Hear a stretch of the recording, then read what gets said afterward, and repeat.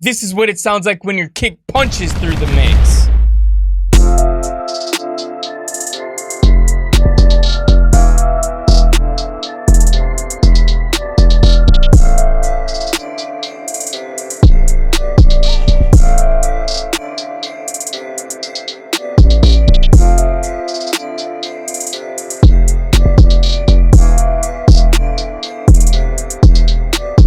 And I'm going to show you exactly how to get there, but make sure you watch until the very end because I'm going to show you how you can take everything that we applied today and speed up your process 100-fold so that you can get in there, get out, and be done and on your way and start making the rest of your beat. Also, shout out to Irish Moss Dubwise. He says Max for Live has 2 tape stop effects. Also, Arturia Mello has a good one too. He replied to this on our last video on how to make tape stop effects in Ableton. So I'll link that at the top of the video if you guys want to watch that one next. But shout out to you, man. That's dope to know, and you guys can go check that out if you're interested as well. First and most importantly is your sound selection, because not only do you want it to slap through your mix and sound good in your beat, it also has to pair with your 808 or your bass very well. So I'm gonna jump in here and I'm gonna go into the Lost Treasure drum kit. There's a lot of really dope kicks in here that I absolutely love. I like pretty much all the kicks in here. So what I'm gonna do is I'm just gonna drag them in one by one and we're gonna hear what it sounds like in context.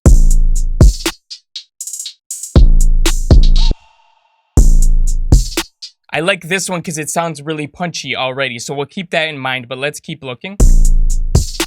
Maybe not that one for this beat. That one's pretty crazy too. We'd probably have to turn it down a lot. But let's keep looking. I like that barrel one the most so far. Yeah, this is one of my favorite kicks because this pretty much works in every single scenario. Let's just go through a couple more. Let's try out this one. That sounds good too. How about this one? Ooh, I like that one. That one like distorts through the mix as well. I think I like this barrel one the most so far, so let's go back here, and this is what we'll start with. And if you guys need some new drum sounds, we just put our 3 best-selling drum kits all together in one bundle that's literally cheaper than just 2 of them. So if you love how the kick sounds, but something is off about it, it might be because the polarity needs to be switched. So what you can do is you can put the Ableton stock utility right on your track right here, and you can flip it, you can literally just go like that, and it flips the polarity. So now we can turn this on or off, and it'll flip the polarity each time. So let's hear it with and without. Here's with it on, and this is with it off. So I think I like it more how it sounds flipped like that. So here's the kick sample right here. And the first one is regular and the second one is flipped. And how you can think about this is it flips the sample upside down. And the reason this works so well is because sometimes that waveform is similar to other frequencies that might be in the mix, and they will cancel out each other. Noise cancellation. We're gonna start doing some processing to this kick, but there's a really important step that we need to do first. And that is sidechaining the kick to our 808, and we can even do it to our melodies as well. The first way you can do this is using compression, and this isn't the way that I would do it, but I'll show you the better ways after this. So if you go ahead and click this arrow, you can click down right here, and then we can go ahead and get the input from, which is going to be our kick. After that, I'll go ahead and turn off this EQ because I don't want to do much to the filter. I'm going to turn the ratio all the way up. You can play with this attack really, and you can leave the release really short as well. I might turn the attack all the way down so that it happens right away.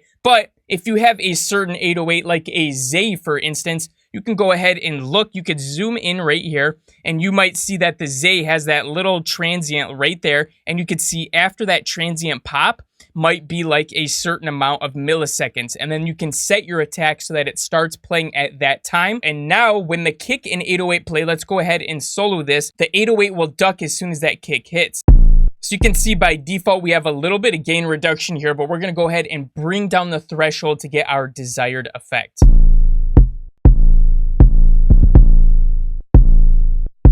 And I might put the release down all the way. The next way is by using an EQ. And what we're going to do is we're going to put an EQ on the kick and on the 808. But we're going to put it on the kick so that we can see where the main part of the kick is hitting. So let's go ahead and play it. You can see this top little part right here is where it's really punching the most. And if we look down, we can go ahead and give a guesstimate of where this is at. So on our 808, we can go here. Let's go ahead and grab the second one so that we can go downward with it. And then, let's set it to 50. 52 sounds good for now. And what we're going to want to do is go down with this as soon as it plays, right? So every time the kick hits, we're going to want this to duck like that.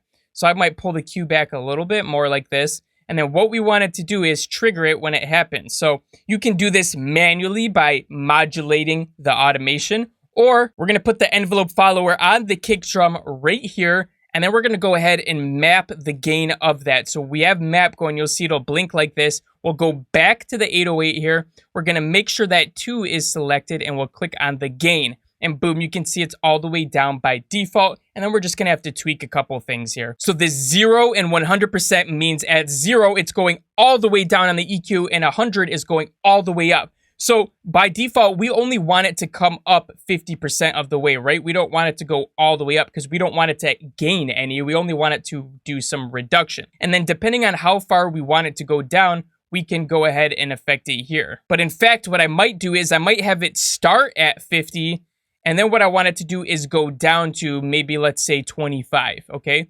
And then let's go ahead and see how this is reacting on the 808 side. So you can see it's going down about halfway here, and we're starting at the line. But listen to the before and after.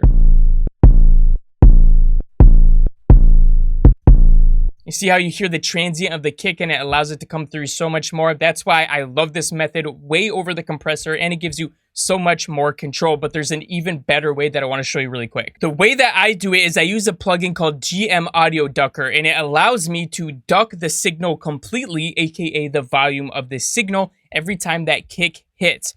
So I can go ahead and link this to my kick, and it makes it really, really easy for me. I can play with the hold and release here to get it precisely in, but let's take a listen at what it's doing right off the bat.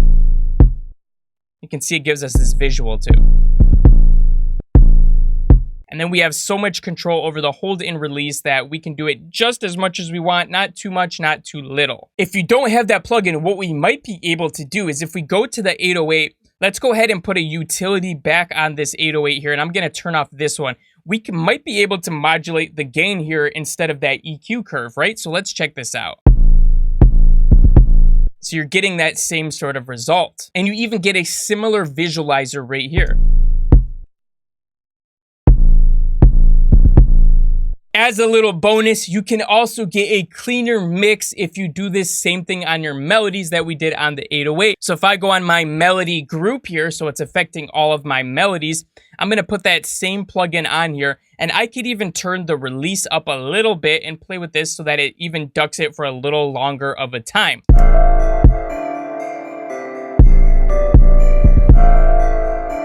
The next step is processing the transients of the kick. Now, you could use Ableton's drum bus right here. I don't like how it sounds personally. If you're gonna do that, definitely use this preset instead. It's called the Transient Shaping Enhance, and it just comes as one of the presets for the drum bus. This sounds decent on your kick. Now, you're gonna have to tame it and pull it back a little bit by dialing down this dry wet. But you can get the transient to peak in different ways by dialing back that dry or wet, or pulling this transient knob back and forth to go ahead and sort of play with how it sounds and acts in the mix. But no worries, there is a free plugin that I like to use instead. Like I said, this plugin is free and it does an amazing job at what it does. So you have an attack, pump, and sustain, and this really allows you to go ahead and shape your kick or whatever you put this on. This can be used on other drums as well. But our attack, it's actually going to show us all this visual representation as well. But the attack is the initial attack of the kick. Let's take a listen. And you can see this just went up as well. If we go ahead and play with the pump, it's going to decrease this. So it's going to make it sound shorter by making it go down at that point, right? It's going to make it sound quicker. And we have our sustain here, which is the overall length of what is playing. So if we turn this down, but adding a little bit of attack can really make your kick punch and stand out of the mix. And we'll give it a little pump as well.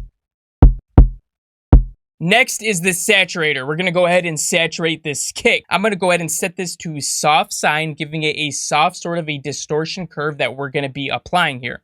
I'm going to send some drive through it. You don't have to necessarily do this, but I like to send at least 6 dBs through it. We can also put a -6 on the output so that it's kind of balancing what it's doing.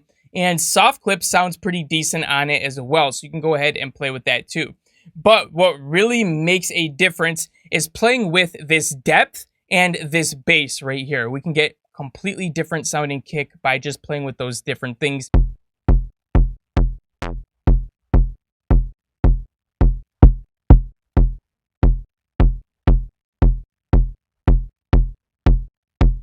So you have a lot of control over how the bass is affected using this saturator. But I tend to think if you go to the left a little bit, you can get a little more of that transient punch out of it.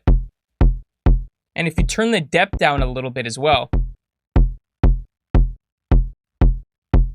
But I don't want this to affect our kick completely, so I'm also going to play with that dry wet, which I recommend you do as well.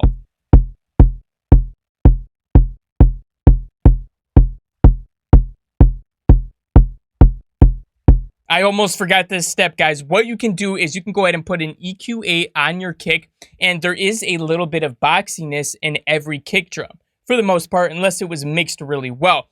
Between the 200 to 500 hertz range, maybe a little bit below or above that. But what we can do is we can go ahead and take one of these knobs right here. I'm also going to go ahead and turn the Q up a little bit because I don't want it to affect that much, just a little bit. And, you know, maybe we'll go down 2-3 dBs. And what we can do is we can pan around on the frequency and get rid of some of that boxiness. So let's check this out. So right there at 225 sounds pretty decent to me. Now, listen at the boxiness here. It sounds like it's in a room when we turn this off. Let's hear it with that 808 as well. The only last step from here would be going ahead and applying another utility so that we can get the gain on this right. Do we want it to be a little bit louder or softer in the mix? So when we go ahead and turn everything back on, we can go ahead and listen and see how we like it.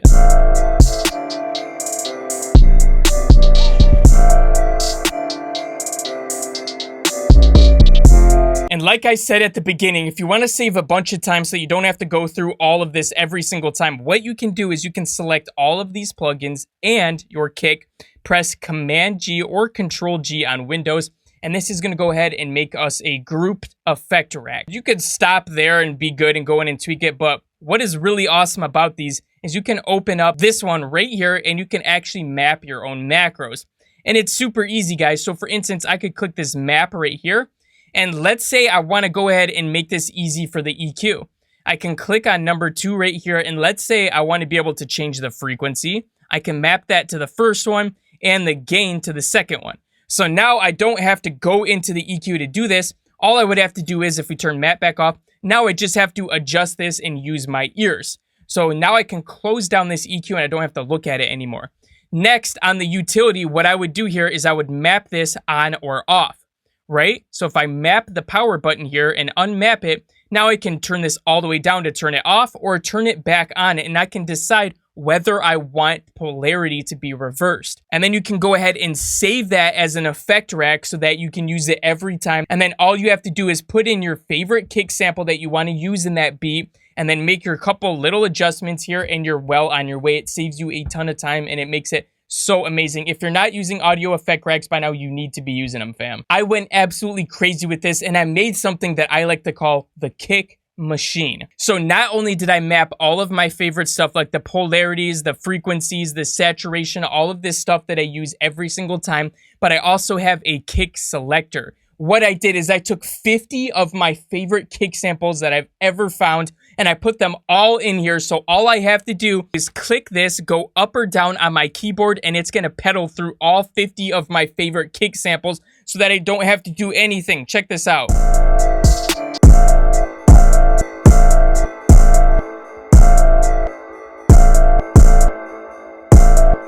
This thing's ridiculous. You can actually put up to 127 of your favorite kicks in here and be able to cycle through all of them super easily like that. And if you guys want to check this out, you can get this on my website. I'll put the link for that in the description below as well. Now that your kicks sound fire in every mix you put them in, we got to get your 808s on point. So if you want to see a video where I break down all the steps to get your 808s kicking through the mix as well, go ahead and check out this video next.